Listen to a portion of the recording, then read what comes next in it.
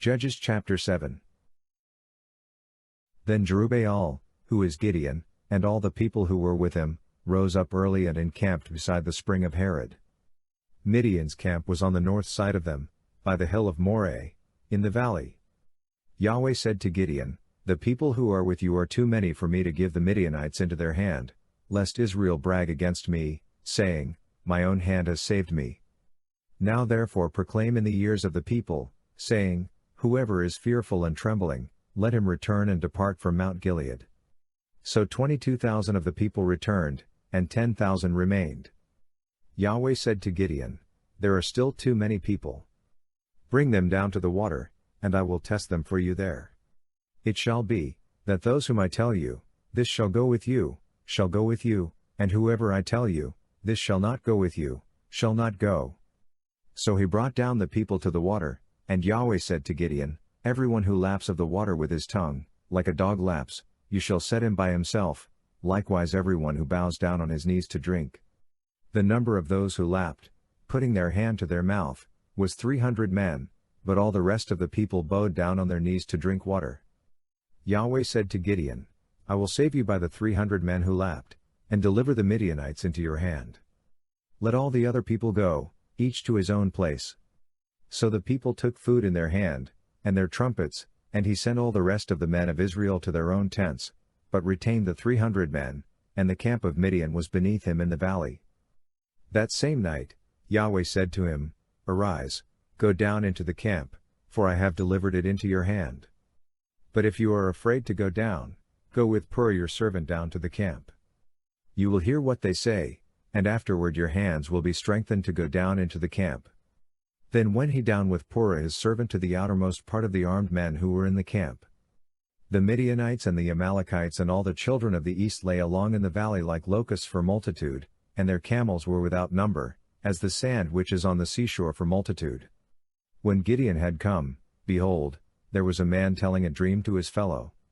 He said, "Behold, I dreamed a dream, and behold, a cake of barley bread tumbled into the camp of Midian, came to the tent, and struck it so that it fell, and turned it upside down, so that the tent lay flat." His fellow answered, "This is nothing other than the sword of Gideon the son of Joash, a man of Israel.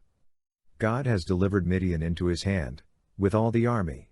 It was so, when Gideon heard the telling of the dream and its interpretation, that he worshipped. Then he returned into the camp of Israel and said, "Arise, for Yahweh has delivered the army of Midian into your hand." He divided the 300 men into 3 companies, and he put into the hands of all of them trumpets and empty pitchers, with torches within the pitchers.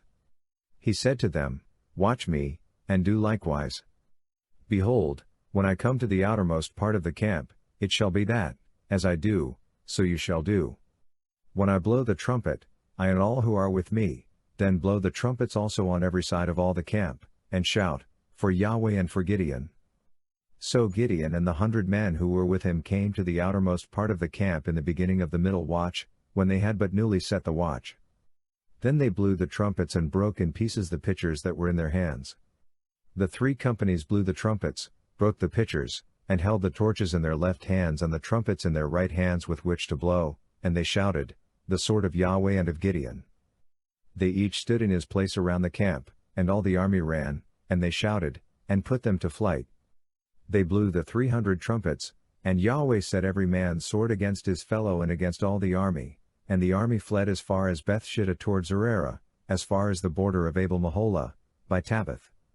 The men of Israel were gathered together out of Naphtali, out of Asher, and out of all Manasseh, and pursued Midian. Gideon sent messengers throughout all the hill country of Ephraim, saying, "Come down against Midian and take the waters before them as far as Beth-barah, even the Jordan." So all the men of Ephraim were gathered together and took the waters as far as Beth-barah, even the Jordan. They took the 2 princes of Midian, Oreb, and Zeb. They killed Oreb at Oreb's rock, and Zeb they killed at Zeb's wine press, as they pursued Midian. Then they brought the heads of Oreb and Zeb to Gideon beyond the Jordan.